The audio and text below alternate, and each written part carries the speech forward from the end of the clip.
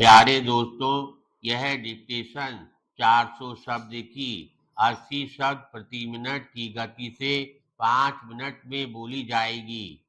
Ready, start करते ही dictation शुरू हो जाएगी। Ready, start.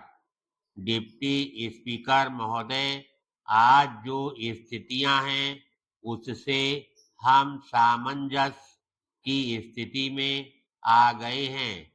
यह सामंजस्य बहुत अस्थायी हो सकता है, लेकिन फिर भी किसी तरह का सामंजस्य तो है ही। जबकि कोई भी बड़ा आक्रमण विश्व युद्ध में बदल सकता हो, यह अपने आप में नियंत्रक बात है।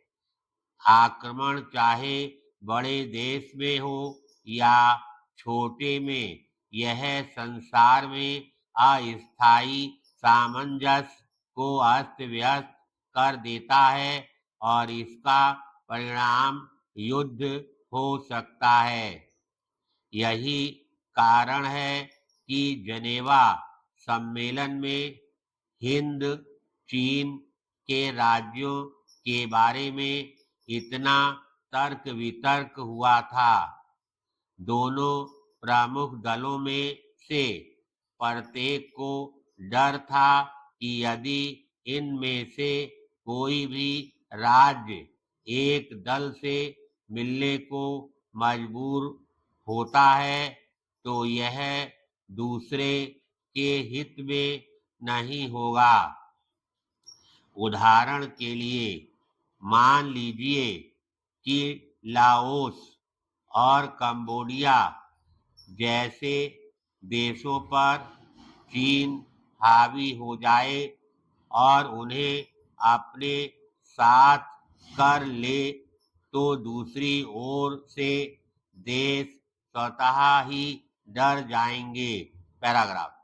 इसके विपरीत यदि लाओस और कंबोडिया चीन के विरुद्ध हो जाएं और चीन पर आक्रमण करने के लिए अड्डे के रूप में काम आ सके, तो चीन इसका शक्ति से विरोध करेगा। इस कठिनाई से निकलने का रास्ता क्या है? या तो आप यह फैसला करने के लिए कि कौन अधिक ताकतवर है, युद्ध करें, या दोनों वर्गों के प्रभाव क्षेत्र से और सैनिक समझौतों से उन दोनों को एक दूसरे के निकट न आने की स्थिति पैदा कर बाहर रखें, ताकि दोनों वर्ग कम से कम कुछ हद तक इस बात से अपने को सुरक्षित समझ सकें कि ये हिंद चीनी राज्य उनके विरुद्ध इस्तेमाल नहीं किए जाएंगे। इसके अतिरिक्त और कोई रास्ता नहीं है। इसलिए जेनेवा में उन्होंने यद्यपि स्पष्ट शब्दों में नहीं, फिर भी बुद्धिमान से यह निर्णय किया कि हिंद चीनी राज्यों को सैनिक समझौतों या गठबंधनों से अलग रहना चाहिए, या दूसरे शब्दों में तटस्थ रहना चाहिए।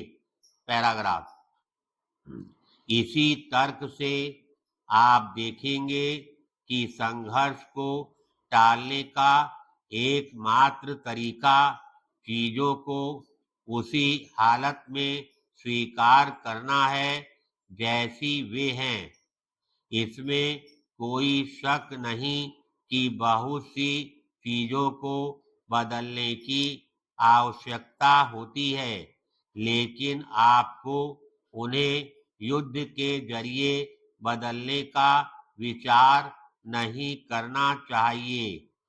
युद्ध से जो कुछ आप करना चाहते हैं वह नहीं होता, बल्कि उससे कुछ अधिक खराब होता है। यह सत्य है। धन्यवाद।